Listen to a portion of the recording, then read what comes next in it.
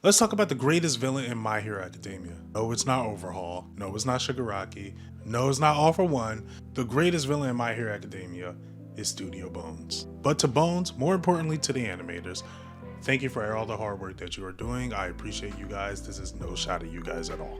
Now, why would I say that? Why after a video I just got done praising my hero am I making a video downing it?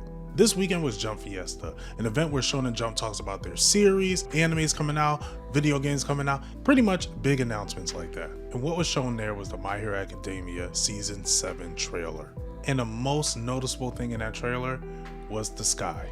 Yes, the sky. And what's wrong with the sky? Well, if you were active on Twitter during last season, the sky was a big talking point. Why? Because it was too blue. I know that sounds stupid, but trust me, that's not going to be the first or last thing you hear stupid from Twitter.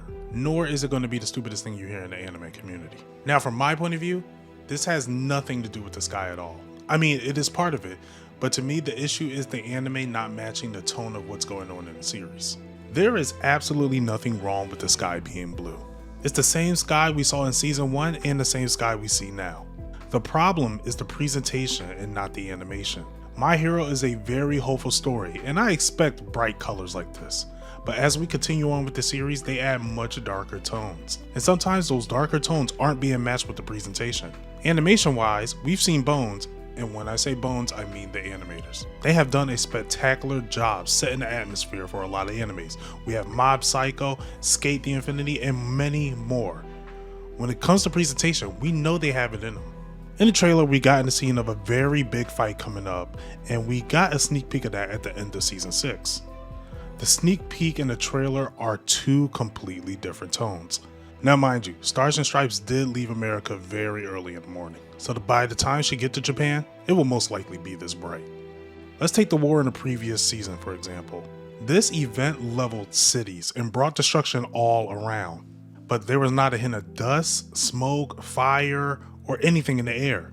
I get that it's daytime, but there are ways to have these situations look much dire when they're happening. Again, I understand that it's daytime, but there are ways to match the tone when it's daytime like that. Another great series that carries this dynamic atmosphere is Legend of Korra and Avatar: The Last Airbender. The coloring and the lighting matches the events going on, as if the sky has a personality on its own, not like it's set on the stage and the lighting feels the same. I think the second half of Season 6 did a really good job implementing the atmosphere into the series.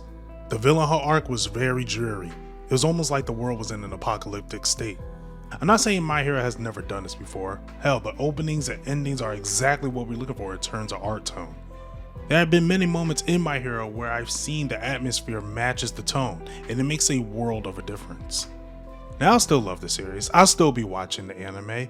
And is there anyone to blame for this? Honestly, us.